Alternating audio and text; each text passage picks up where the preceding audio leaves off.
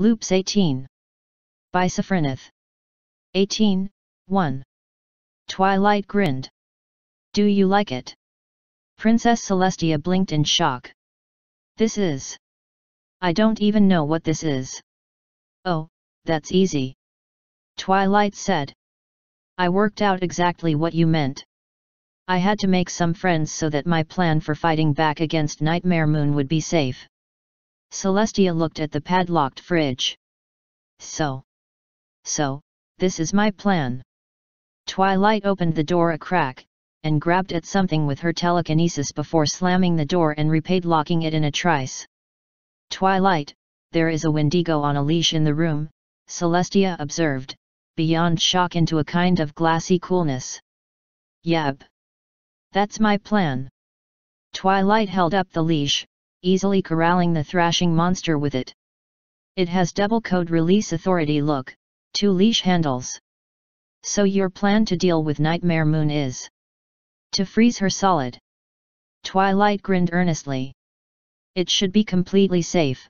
My friends and I can do that whole friendship blast thing from the hearth's warming myth we spent the whole afternoon practicing. Right. I call him Polaris. A pink pony skidded into the room.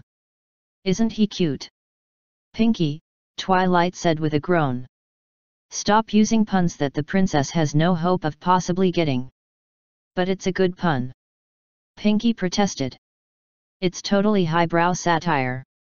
Look, he is a deterrent that would cause a winter and he's called Polaris. Oh.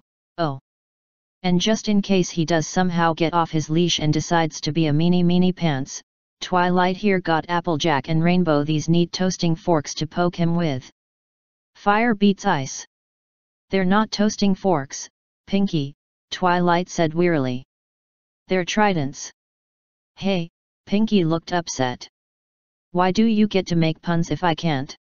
I don't know what you mean, Pinkie, Twilight said loftily. Asterisk. The night will last forever. So, then, Twilight said, raising a hoof. Her other foreleg was still under the table. Would you say you're angry at Princess Celestia? What? Nightmare Moon laughed. Anger does not even begin to encapsulate it. And you're full of rage, pain, and hatred. Yes. The Alicorn stamped her hoof. Y.E.S. I am angry. I am pained. I wish to make Celestia suffer on her sun for as long as I suffered on my moon, and then 1,000 years more for every insult. Right. Twilight nodded. Rarity. Rarity nodded. Together, they said, sick boy. And then there was a kind of howling roar and snow everywhere. When Nightmare Moon refocused, she was inside a comically large ice cubey and there was a thrashing monster being forced backwards by 2 tridents and a leash. Pinkie beamed. Looks like you need to chill off. Yeah. Everyone jumped. What was that? Several voices asked. Asterisk. Twilight blinked. Hey. Discord petted the Wendigo. Oh's a good boy? You are. You're such an entropic little cutie, aren't you? The monster rolled over onto its back, tongue lolling out. Can I keep him? Discord pleaded. I will hug him and call him Polaris and... Wait, why Polaris? Dash asked. That's his name, Discord indicated the tag. Hey. Was that Pinkie's doing? Probably, Twilight said. Alright, if you're good. But we might need him on occasion. Asterisk. You eat emotions. Twilight said. Interesting. Why? Chrysalis asked. Well, Discord's pet invited friends over. Twilight dove fur cover. What? Chrysalis looked dumbfounded. Then there was a chill wind, as 1,000 ghostly shapes came over the walls. So, what happens next? Pinkie asked over the howling and buzzing. One side feeds on love, the other side feeds on hate. Who wins? Us, Twilight said with a certain smug air. Asterisk. Yeah, This feels unfair. The Crystal Empire promptly turned to ice. Right, Twilight nodded. Let's go remove the sombricycle and get them thawed out again. / 18, 2. Spike grinned. Don't worry, it's safe. They have Pegasi paralleling the jump, and they catch us if we're too close for a safe open. So you said, Rarity admitted, looking out the open bay door of Jack of all trades. The airship's engines were humming gently as they countered the wind, but otherwise holding them stationary over a plain south of Trottingham. It's the main reason you managed to talk me into this. Well, Spike adjusted his parachute unnecessarily. I do love this kind of thing, and you did say you wanted to see what I enjoyed. Just one jump, okay. I should hope so. Rarity looked uncertain, then her resolve firmed. All right, I'm ready. Good. Spike glanced over at the others' unicorns, earth ponies, even the odd Pegasus with wings strapped or with wing injuries. Fellow thrill seekers. Oh, he'd flown before, even if his ponderous flight as an adult dragon couldn't compare to that one loop as a Quicksilver Pegasus, but somehow falling out of the sky was more. At least he got a lot of fall time. They were high enough it would take something like 2.5 minutes total to reach parachute open time. Okay, the jump master said. On my count. 3, 2, 1. Go. Asterisk. Spike grinned, feeling the air rushing over his scales.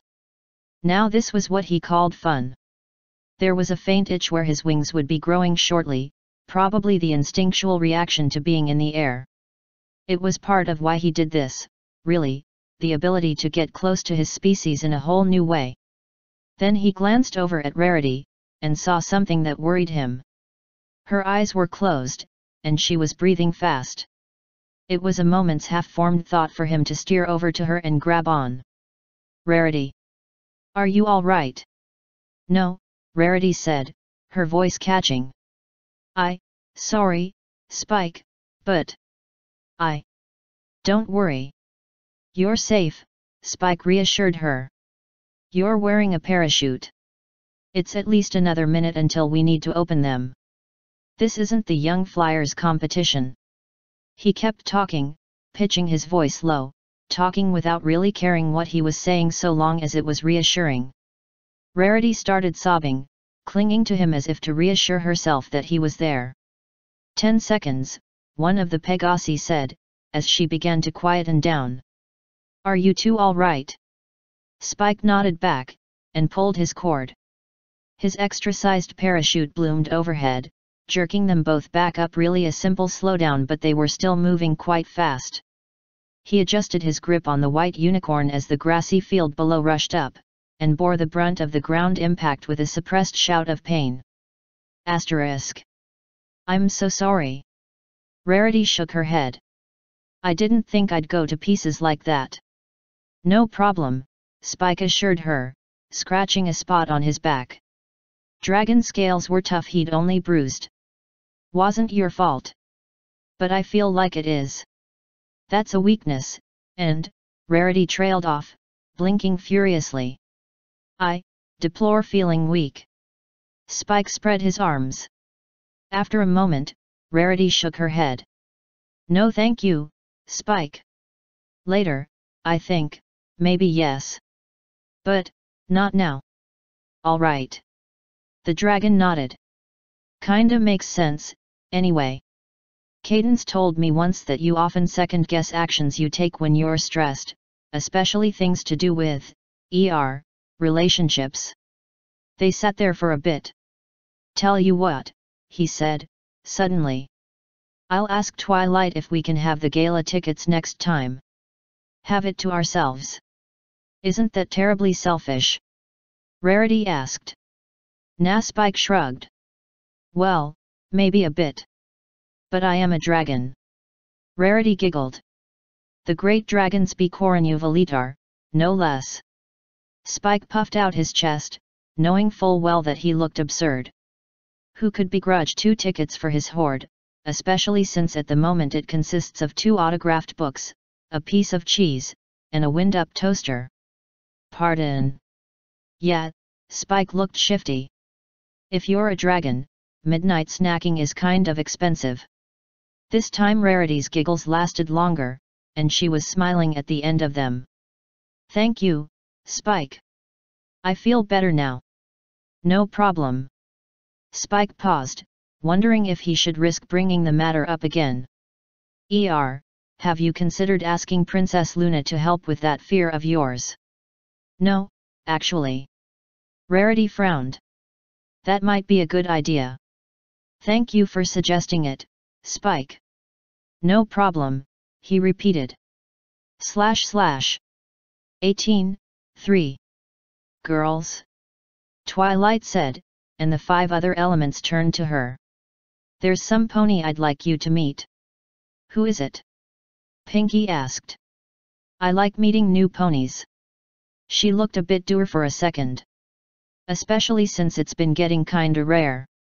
By answer, Twilight stepped back from the door. Hello, Trixie said. I understand that you are the looping versions, then. Yep, Applejack replied simply. Then it is nice to meet you. Trixie sketched a bow. I understand that my normal self has acquitted herself less than well on a few occasions with you. Pretty much. Dash nodded. Does this mean you're looping too? Trixie nodded, looking nervous. But she swallowed hard, and stood tall. Suddenly Applejack stepped forwards and took her hoof. Then it's nice to meet y'all. How long you been loopin'? Oh. Only 4 so far. Trixie waved a hoof. I'm still rather new to all this. Full barrage, party close, immediate effect. Pinkie said into a radio, and dove for cover. Trixie blinked. What? Splut? Asterisk. Trixie does not even particularly like lime, the unicorn said, treading icing. What just happened? Oh, right. Twilight shrugged. I think Pinkie set up an auto-loading party howitzer with voice activation earlier today. I don't know why. Can you please teach Trixie 2 things? At Twilight's nod, Trixie continued. First, that icing walking spell you are using. It would be most useful. Sure. Twilight nodded, hoisting the magician out of the impromptu tort. And the second thing? How to subscribe to that Party Ponies newsletter. Trixie's eyes shone suddenly. She thinks in a way that I find very interesting. What have I done? Twilight asked rhetorically. // 18:4. So, let me get this straight, Spike said carefully. I'm a pathetic excuse for a dragon because I was raised by ponies. Specifically, by a namby-pamby pony princess. Garble and his 2 bookends nodded. Right. And you don't know what kind of dragon I am. Like it matters, the one on the left said. Spike still couldn't really tell them apart. Okay. Spike nodded. Got it. So, what's your special power? Hey. Garble said. Why would we need special powers? We're already, dragons. Is this some pony thing? Oh. Spike shrugged. 'Cause one of the namby-pamby pony princesses I know kinda helped to raise me.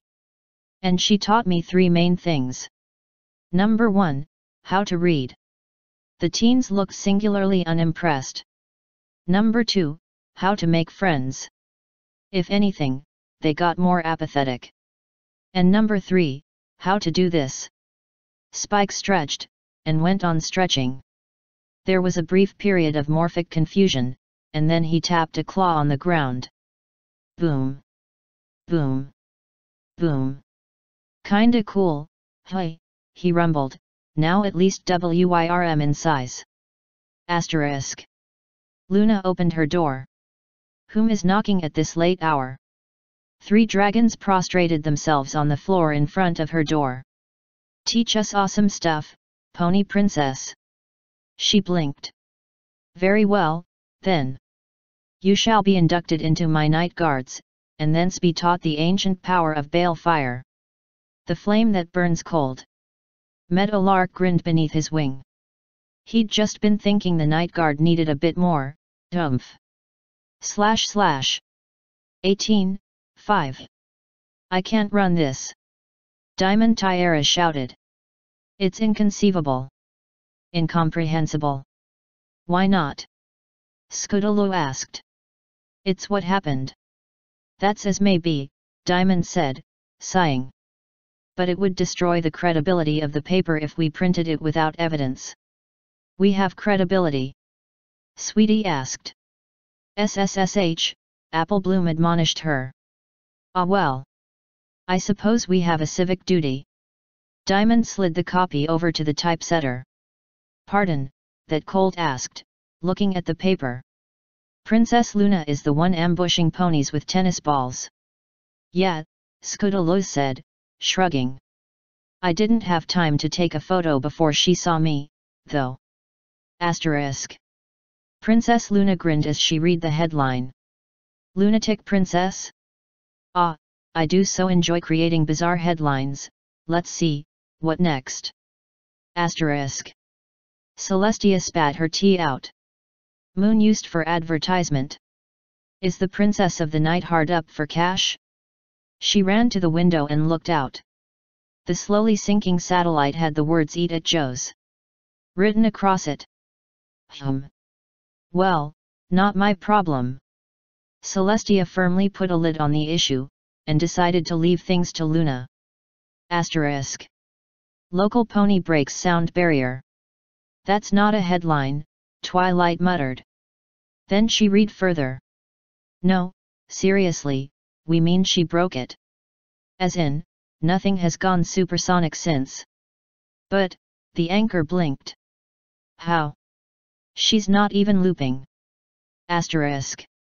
Pinkie Pie declares independence, establishes Republic of Shugia. Guard captain caught with Celestia's niece. Luna rules, Celestia drools. Asterisk.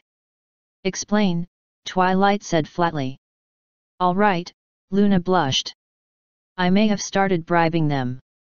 / 18:6, the bill, perhaps. I don't believe that scum like you could possibly exist. To betray your people, your family, you make me sick, and if I was the one in charge of sentencing you I'd have you in a hole so deep you'd have to tunnel up to Tartarus. Someone knocked on the door. Inspector Dash stopped shouting, and moved away from the relieved criminal. Ah, my shift's up. I'll get my partner to chat to you. The door opened, and Dash slipped out. Inspector Gilda came in. Yeah, Dash can be like that. Oh, I see. The unicorn grinned. This is good cop, bad cop. Well, it ain't going to work. Gilda grinned. Yeah, you got it right. Except for one thing. Dash always was a softie. The unicorn paled. Yep. She was the good cop. Asterisk. Now that's professional, Twilight said critically. No marks, not even real injuries, just a shave. And he did need one. Yep, Dash replied, sitting down in the interrogation room. Gills is good with those claws. Hell, I've seen her cut a feather in half while it was falling. Oh, Twilight held up a hoof. And he's confessing. How long was that? 4 minutes, 7 seconds. Chief Twilight Sparkle wrote it down. Unusually resilient one, that one. / 18:7. Hey, this is cool, the alliteratively named Princess Pinkie Pie said, gazing around. Discord's in charge, right? Right now, yes. Twilight nodded. This is the Discordian era.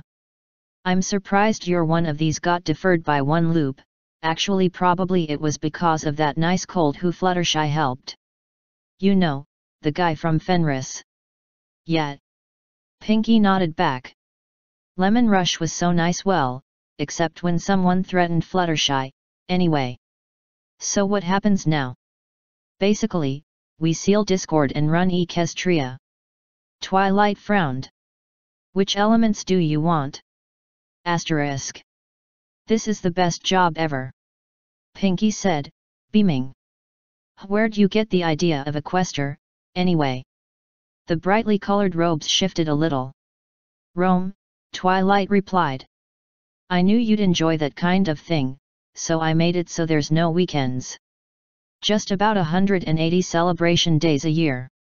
All individually themed. Pinkie's eyes shone. I certainly tried. Twilight smiled, enjoying Pinkie's obvious enjoyment of her new position. It had been tricky to work out how to divide their responsibilities, but this seemed to be working out fine.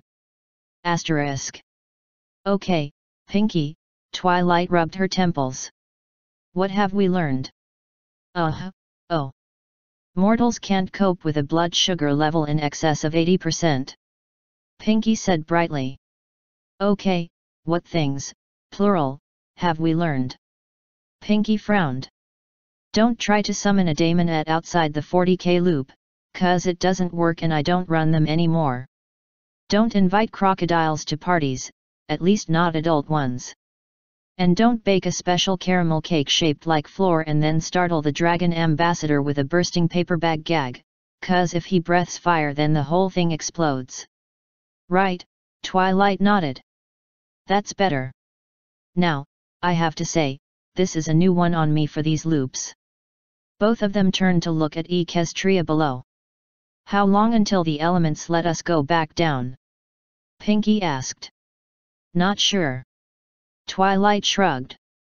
I hope they can handle themselves down there. She had to wonder why she'd been included in the lockout. Possibly it was because of the botched and overpowered daemonette summoning, which had instead finally produced a very confused changeling in the instant before the explosion. Asterisk. Okay, then. Chrysalis looked around the smoldering crater. I wonder how much gratitude ponies would have for a nation of changelings that helped them rebuild their capital city. Asterisk. We're back. Pinkie shouted. Now, who wants some chocolate? Me, please. A changeling hovered over and took one. Very nice. Thank you. Twilight blinked, watching the insectoid critter buzz off and go into a furniture shop. What happened while we were gone? I dunno, but I like it. Pinkie bounced into the air and stayed there, beating her wings. Hey, look, free daily concerts. Oh, those must be so that changelings can get their fill of love, Twilight realized. Well, we seem kind of superfluous. Shall we just go to the concert? Yay. Asterisk. Should have known, Twilight muttered to herself. Fluttershy and Rainbow Dash worked their bass and guitar respectively on stage. Applejack drummed away in the background, Rarity was doing rather well on piano, and as for the singers, I'll give you all I've got to give. If you say you love me too. I may not have a lot to give. But what I've got I'll give to you. I don't care too much for money. For money can't buy me love. Can't buy me love. Everybody tells me so. Can't buy me love. No, no, no, no. Celestia and Luna sang together, trading off on alternate lines with the ease of long practice and longer association. They're really good. Pinkie enthused. Yeah, Twilight said, nodding along. Wonder if they're going to even need the elements. / 18:8. Hiccup looked around. Toothless? Where did you go? Seriously, he added over their telepathic link courtesy of a Pern loop so long ago it felt like they'd never lacked that closer-than-brothers relationship. What happened to you? A purr came over the link, an aside bleed of the dragon's emotions. They were so strong and so sleepy that Hiccup nearly tripped. Hey, Hiccup, Toothless eventually said, in the telepathic equivalent of a lazy drawl, I defect. I'm working for this girl now. Hiccup finally reached the clearing he'd originally met Toothless in all those loops ago. However, there was a girl there already with flowers in her hair, and a rather grumpy-looking bunny on her shoulder. And she was scratching Toothless under his chin. "You're a nice one, aren't you? So this is your home loop?" Toothless nodded happily, begging for more scratches. Asterisk. "You must be Fluttershy, then." Hiccup confirmed. "It's been, a long time since I last met you guys. Bit more experience with the multiverse since." "Yes, thanks." Fluttershy Hofferson stroked Angel Bunny, who waved a carrot warningly at Toothless when he tried to sidle closer. "Twilight told us she met you a few times." "Yeah," Hiccup shrugged. "Strange thing, she tends to be my sister. Anyway, you seem to have subverted my dragon." "I'm not yours," Toothless replied huffily. "We have a contractual relationship, remember? And there's nothing in there precluding additional riders." Yeah, Hiccup said, stretching. "Man, I'll miss Astrid, though. She's a good girlfriend, if scary." Fluttershy giggled. "All right. This is your home loop, so how does it work? Basically, we have to teach the village how to become dragon riders. Step 1, catch your dragon." Hiccup nodded towards Toothless. "As I'm sure you've noticed, they're suckers for fish, catnip, scritches, or just generally anything that works on a cat. Or a dog. I prefer to think of it as cats liking what night furies do." Toothless rolled over on his back. "Speaking of which..."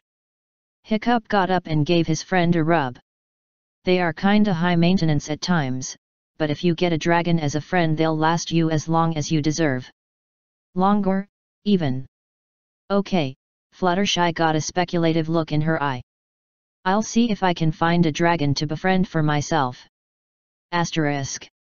Should have guessed, Hiccup shook his head, as the humanized Pegasus gave a chin scratch to the latest in a relay of over 400 dragons. One of the natters tried to jump the queue, and an expertly aimed carrot from Angel sent him sprawling backwards to meekly retake his place. "This is going to look bad at the exam." Asterisk. "Hi, I'm Astrid. The name means beautiful, which I am, and these are my animal friends." The Pegasus gave a sweet smile. "They like me." Stormfly nodded enthusiastically. The Manticore, Hydra, Cockatrice, and Ursa Major exchanged glances, felt their bruises and decided to play along. "Well, that suggests a way of dealing with Nightmare Moon," Twilight said. What's with the axe?" "It helps me be friendly," Astrid said. / 18:9 Twilight. Twilight stepped into the audience chamber, half her mind on what she planned to do to handle Sombra this time around. The idea of getting him into an eating contest with Spike seemed to be a fun one. Celestia looked her in the eye. "Twilight Sparkle. You are to take your friends, the elements, your brother, his wife, my sister, half the army, as many large monsters as you can obtain, and Trixie Lulamoon, and beat self-styled King Sombra like a test your strength machine." The anchor's thoughts swerved wildly, as Celestia went off script. Pardon. Did I stutter?" Celestia frowned. "No, you're right. Also take the Wonderbolts, a regiment of expeditionary forces from the Griffins, every dragon we have treaties with and, if necessary or desired, an asteroid strike." "Wait, are you looping?" Twilight asked. Celestia looked grave for a moment. Then sniggered. After a game attempt to recover her composure, she finally burst out laughing. "Got you." Twilight shook her head, a grin stealing over it. "You did that." / 18:10 CS, Bizalak. It was another regular bass loop for Twilight, and she was playing it as the first time, because she had a new plan in mind for dealing with Discord. She had just finished finding the information on Nightmare Moon's imminent return and sending her letter to Celestia. 5, 4, 3, 2, 1. Spike burped up a scroll. Twilight listened with only half an ear as Spike started reading, "My dearest, most faithful student Twilight, please come to my chambers immediately." Spike dropped the letter with a gasp. Wow, she must be really concerned about this mare in the moon thing. Don't you think, Twilight? Twilight didn't respond, as she thought about what the summons meant. If Celestia was awake, then she'd have to change some of her plans, but then again, loops with just her and the princess could be fun. Turning to Spike, she spoke, "Don't worry, Spike. I'm sure the princess just wants to confirm my findings. I'll go see her right away." Asterisk. Wait, Twilight asked incredulously, "You're telling me somebody's stolen the moon?" Celestia definitely wasn't awake, but Twilight had no clue what was going on. Maybe Luna was awake, and was messing with her sister again? "Yes," Celestia stated gravely, 2 hours ago, I noticed was no longer under my power. I attempted to ascertain its status, and my spells say it's not where it should be. The only clue that came up was this." She lifted green metal curved band, with 7 spikes jutting out of it. Curious, Twilight used her magic to bring the object to her for a closer examination. "It appears to be a tiara. Albeit, a rather uncomfortable one," she mused. "It's made of copper, the green is just oxidation. This definitely reminds me of something. But what?" She thought for a moment, before her eyes widened in realization. "It's a miniature of the crown on top of the Statue of Liberty in Manhattan." Celestia looks relieved for a moment, before donning a resolute face. "Twilight, I want you to go to Manhattan and investigate the Statue of Liberty. Hopefully, you'll be able to find some more clues there." "Wait a minute," Twilight protested, "shouldn't the guards handle this, maybe the police? Or even you, I mean whoever did this was strong enough to steal the moon." "I'm afraid that won't work," Celestia sighed, "I cannot inform anybody else. If the people were to learn that the moon is missing, panic might ensue. I cannot go myself, because I'd attract far too much attention, and arranging royal visits is an extremely involved process that we just don't have the time for." She sighed again. "Fortunately, even though it's not the longest day of the year yet, days are still far longer than normal this time of year, so it'll be most of the day before I have to raise the moon. I might be able to buy some more time, pretend I'm keeping the sun up a bit longer than normal due to some unusual solar activity I want to observe, or some such, but I have to be here in Canterlot to do it." "I guess I understand," Twilight replied, "but how am I going to get to Manhattan in time?" "I'm going to teleport you there directly," Celestia stated, with her horn beginning to glow, "so good luck, Twilight Sparkle." In a flash of light, Twilight disappeared. Asterisk. Twilight Sparkle appeared in a burst of light and shook her head. That was not a normal teleport, she thought to herself. It felt almost as if moving through a tunnel, which had screens on it showing various scenes from around Equestria, instead of the instantaneous transportation she was used to. But Twilight had no time to contemplate the strange teleport, as the scene before her stunned her. She was standing at the base of the Statue of Liberty, and far above her, she can see 12 grey and red Pegasi securing ropes to the crown atop the statue's head. Quick to act, Twilight teleported herself to the statue's head herself. Thankfully, teleporting under her own power seemed normal, and Twilight arrived only to find an even stranger scene than she thought. The 12 Pegasi were still flyting about, attaching ropes, but there were also 5 other ponies on the roof. 4 were grey and red unicorns, using magic to cut the metal of the tiara away from the rest of the statue using magic. But the 5th was the strangest, a mare wearing a huge red fedora, a long yellow scarf and a red greatcoat, which covered almost all of her body aside from her head and long black mane. Twilight wasn't certain what type of pony she was, given her clothes covered up the areas where wings or a horn might be. The strangely dressed mare was the first to notice Twilight's presence. She turned to face Twilight, and smiled. "So the princess figured out my clue, did she?"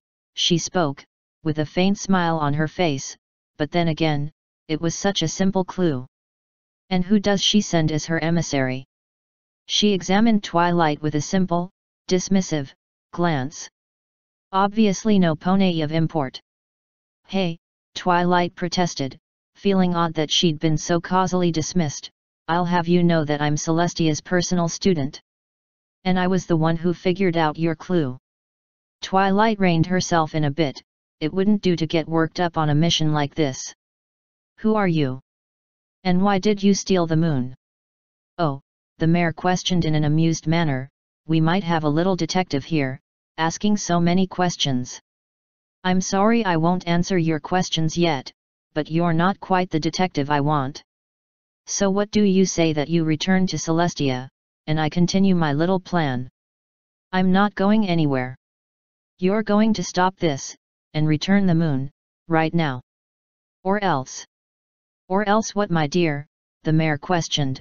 You're still a child compared to me. Or this. With that, Twilight shot a beam of stunning magic from her horn, but the strange mayor merely sidestepped it. Oh, so you do have some spark, the mayor chuckled to herself, but I don't have the time to spend playing games with you. After all, I do believe I'm done here. As she spoke, a loud metallic groaning sound erupted from the statue, as the unicorns finished detaching the tiara and the Pegase began lifting it into the air. The unknown mare lifted her right forehoof, and Twilight could just see some sort of advanced bracer just under the edge of her coat. The mare pointed her hoof at the flying tiara, and a grappling hook shot out of the bracer and began pulling her up into the air. She twisted about to speak to Twilight once more. We shall see if you are a good enough detective to challenge me, Twilight Sparkle. So I give you this clue, apples to apples, I think I'll just take a chip off of the old block. Twilight was stupefied by the scene before her. There was no way that a dozen Pegase could lift something as heavy as the tiara, but they were not only lifting it, they were flying at a decent pace, and only getting faster as she watched. She watched as the group of criminal ponies disappeared into the distance, and all she did was shake her head. Twilight knew that there were literally dozens of things she could have done to change the situation, but the sheer audacity, and implausibility, of the crime being committed had her off balance. Even now, she could probably magic up some solution, but instead, Twilight broke out into a grin. This just might be an interesting loop. / 1811, El Magnifico. Big Macintosh sighed. It was the day of the Apple family reunion. The one where he'd first seen Twilight Sparkle. All around him, he could see the other apples doing reunion things, at this stage mostly standing around and sipping cider saved for the occasion. From over by the buffet table, the element of honesty took a moment from helping Granny Smith with the salad to give him a look. Why okay Mac? Y've done nothing but mope since breakfast. Macintosh paused. This was the other mare, the one that was sometimes there instead of the Applejack he had watched grow countless times before. She hadn't said as much, but the signs were there. She carried herself differently. Subtle motions. She'd sometimes flex her shoulders like he'd seen Pegasi do. Her stepping was more careful, calculated. After years and years being around his sister, it had put him on edge. Acting and lying were different things, and she was better at the former than the latter, but an astute observer could pick it out if they tried. After so much time, small things were bound to change. He supposed some pony looking at him might see similar differences between his looping self and his counterpart. On the other hoof, he'd spent most of his loops hiding from one pony or another, which might have masked the tells. He wasn't sure. All he knew for sure was that it was his effects, how he'd changed the ponies around him, rather than anything he'd been directly observed doing, that had finally tipped her off. Of course, now he knew that Twilight Sparkle was just the victim of boredom and a mischievous demeanor, not an evil dusk-bringing eldritch abomination. He didn't really approve of the pranks. One had nearly given that Loop's version of Granny Smith a heart attack when she'd noticed. Even if she still would have been there next time the world reset, she was still his grandmother. Watching her die would still have hurt. It would have hurt his sisters too. He sighed again. He didn't want to keep this secret any longer. Avi got something to tell ye. Asterisk. The barn, cleared to accommodate the festivities in case of rain, had proved the perfect place to explain things. So ye been loopin' for a while now, but Twilight only noticed when ye changed enough stuff. It had been so easy this time. Instead of cutting him off at the first mention of time travel, like Applejack had in loops past, she'd listened. Right up until he'd mentioned she had been there for some of those loops. Yup. She seemed angry now. Ranting full blast. And ya didn't tell her about the loops 'cause she turned into eternal twilight right in front of ye. It felt good, in a strange way. Calling him out on stuff he'd been hiding was something his sister did. Yup. She looked him in the eyes. And ya kept me in dark, not trustin' your own kin to have your best interests at heart. He shook his head. I told ya a few times, in some of early loops. Why either didn't believe me, or ya wanted to go ta Twilight immediate like. I managed to convince ya that was a bad idea. Didn't feel it were safe after that. The green orb staring into his narrowed. You know that's different. That weren't the loop in me. See, that's the thing. Mac groped for words. Y'all aren't the sister I know. Ya got her body, ya got her voice, ya got her eyes. But why ain't the same pony? A stomp of anger. Frustration. So very like Applejack. That didn't stop me from baying your sister before.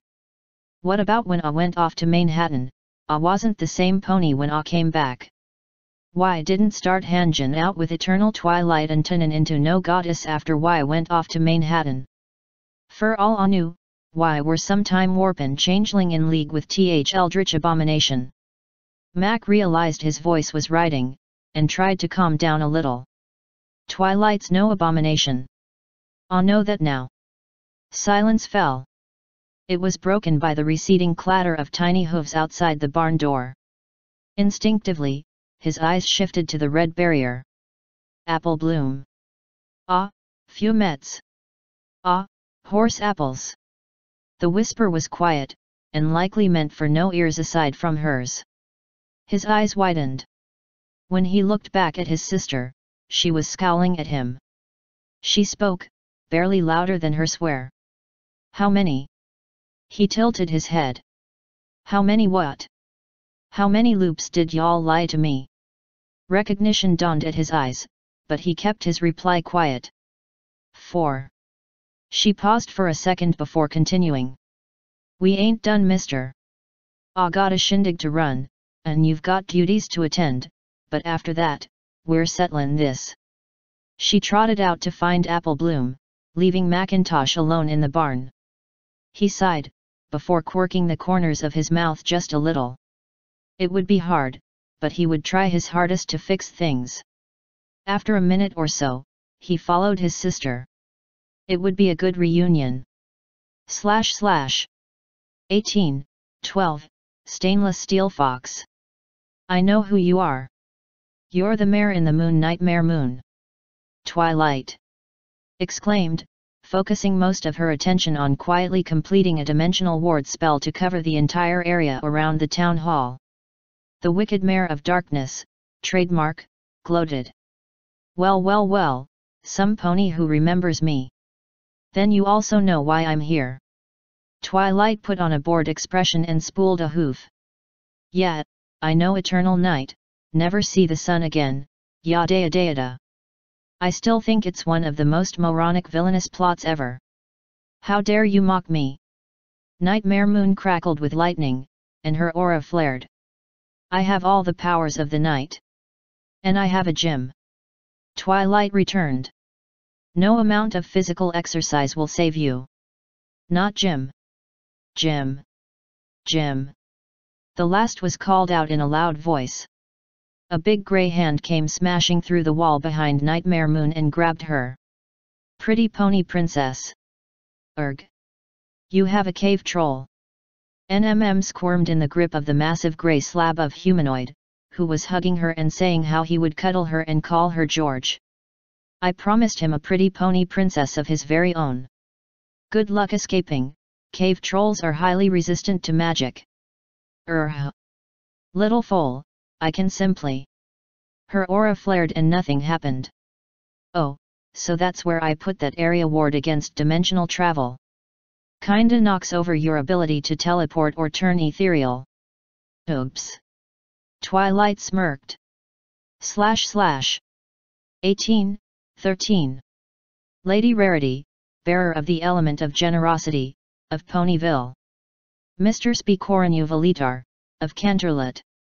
A few heads turned as the dragon and the unicorn entered Canterlot Castle's largest dance hall, but most of the guests were otherwise occupied. The gala was the premier social event, though that also made it where everyone checked their current score in the great game of status. And a fair fraction of the nobility of Equestria were engrossed in trying to calculate the current leaderboard. Of Ponyville? Rarity asked in an artfully concealed whisper, her lips barely moving. And I wasn't aware I was a lady. Well, normally you're not. Spike's whisper had a little less skill behind it, but ponies would have a lot less opportunity to learn to lip-read dragons anyway. I asked Celestia about it, and she agreed to grant that title to element bearers as a minor mark of respect. And the of is just where you live, when you have a title like that. For me it's where I was born. He looked around the room. My, all the notables are here. How cunning of you, Rarity said, then broke off their conversation. Oh, Rich. Fancy seeing you here. Rarity. Filthy Rich bowed gently, his eyes flicking to Spike. And Spicoran as well. You're certainly dressed for it. Rarity made an elegant gesture in token of disagreement which neither pony took seriously, it was just part of the way one did things. One tries. Spike let his own gaze wander to Rarity's dress. They'd spent 3 days working together on it and on his tuxedo, and both were filigreed with gemstones ordered by refractive index. Light that struck them curved and came out somewhere else, splintered into a rainbow of colors, and the gems were so fine they looked like mere glitter unless seen closely. But to him, the real reason Rarity looked good wasn't the dress. She made it look good, and not the other way around.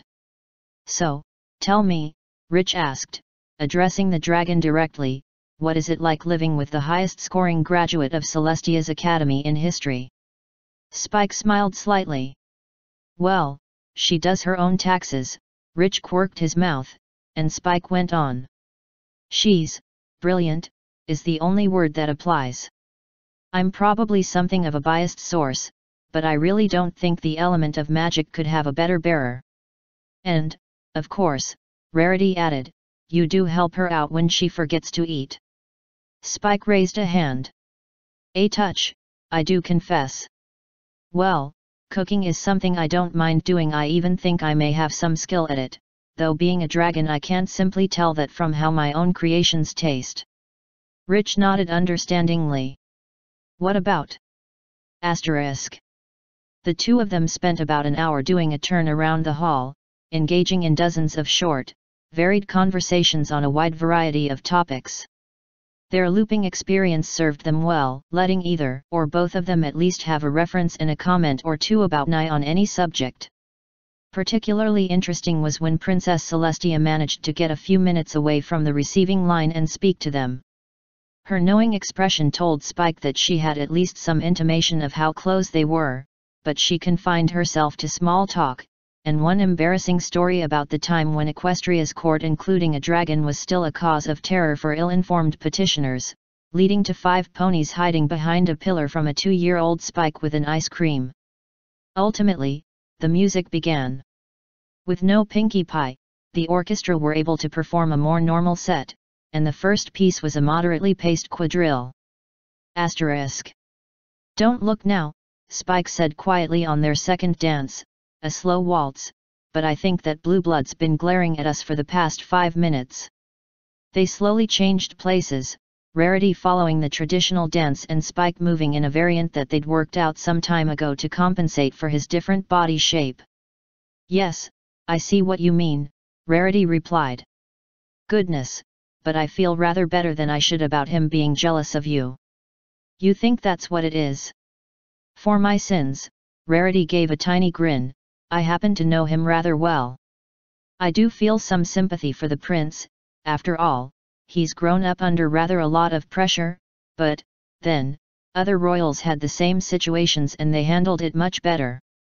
But yes, that rather appears as though he's jealous." "With good reason," Spike replied, executing a complicated step which had been designed with a low center of gravity in mind. He managed it without stumbling, but it was a near thing. "I feel like I've got the best dance partner on the floor." "You flatterer." Rarity fluttered her eyelashes, eyes laughing. "Oh." The waltz had come to an end, and without missing a beat Octavia and her quartet changed into a fast arabesque. Spike and Rarity exchanged glances, grinned, and threw themselves into the physically demanding dance. **. Dragon and Unicorn only came off the dance floor 3 times that night. The first time was when Rarity laughingly asked for a break, and the two of them headed over to the buffet for some food and especially water. Octavia was outdoing herself tonight, which meant lots of physically demanding dances, and they needed it. The second time, Spike disappeared backstage for a few minutes, and came out again onto the orchestral dais itself. Sitting at a piano, he proceeded to rattle off the hardest pieces Twilight had been able to find him, starting with a Bach piano concerto, following that up with the Hammerklavier, and finishing with something simply called Study in a Flat Major after Op. 25, which was essentially written for 4 hands. Though that earned him a round of applause, he waved it off and vanished backstage again to change from waistcoat and tails back to his tuxedo. While he was gone, though, Rarity found herself approached by Blue Blood. "Might I beg the honor of the next dance, my lady?" he asked, and Rarity had to admire his skill. If she hadn't had several dozen loops worth of disastrous gala attempts of one sort or another to remember, she'd have thought this was her dreams coming true. "My apologies, Your Highness," she replied, affecting a slight air of distraction, "but I have already promised Mr. Spicoran the next dance." "It rather seems as though you have promised him all the dances," Blue Blood muttered. "Though he is, it would appear, a lucky fellow. All our local mayors are rather disquieted by your presence." A dazzling smile. "They're not used to competition, especially not competition with such grace." "I would hardly describe myself as competition," she began, and he interrupted her. "Nor would I, my lady, because that implies that they are within shouting distance of you. I really must get on." Rarity turned half away from him, looking to see if Spike had already come back in, and then saw a look of pure venom flash across Blue Blood's face before his training reasserted itself. She gave him a sardonic look which told him that she'd seen his momentary loss of composure. "Ah, dear Spicoran must have returned. Thank you for letting me know." As Rarity trotted briskly over to the dance floor once more, she fancied deep in her core that she could hear the sound of grinding teeth. "Spike," Rarity asked, halfway through the latest in a litany of dances so long she'd begun to lose track, "do you remember that letter you sent me, before our dinner at Blue Cordon's restaurant?" The dragon frowned. "The one last loop, about getting hold of lightsaber quality crystals?" "No," she shook her head. "The first one. That very first letter you sent me after we turned up in a loop together."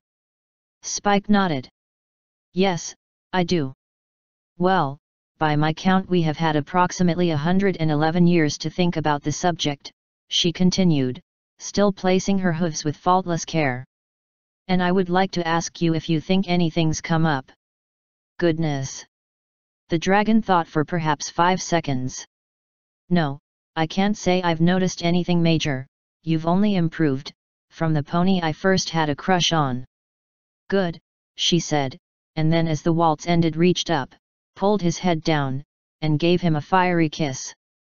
"That's about what I think, too," she said softly, as her lips released his. Spike's eyes were suddenly wet with unshed tears. You, really? Yab. She winked, suddenly and irreverently. It took me a long time to be sure, and I'm sorry for that. But I really have fallen for you. Suddenly, both of them noticed that the sound in the room was ebbing away. Looking away from one another, they saw the various ponies present were clearing the dance floor. Should we?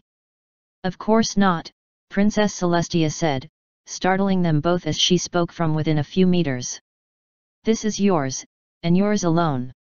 With that, she withdrew, and Spike and Rarity were alone in the middle of a cleared space at least 20 meters in every direction. Then the musicians started playing again. It was concert music, not dance music, and as a general rule one simply did not start with a finale piece. But that didn't matter. And as the finale of the Rebirth of the Phoenix began to swell around them, going from strings alone to horns to drums and flute, and swelling into one of the great triumphal musical pieces, the young old dragon who was a mage's assistant and the unicorn who had always dreamed of creating beauty simply danced. The third time they left the dance floor that night, no other pony replaced them. It would have been a cheapening of what they had just witnessed. Asterisk. So? Twilight asked. How did the gala go? Spike beamed. As well as it possibly could have gone. Unquestionably, and here he gave Twilight a wink, the best night ever.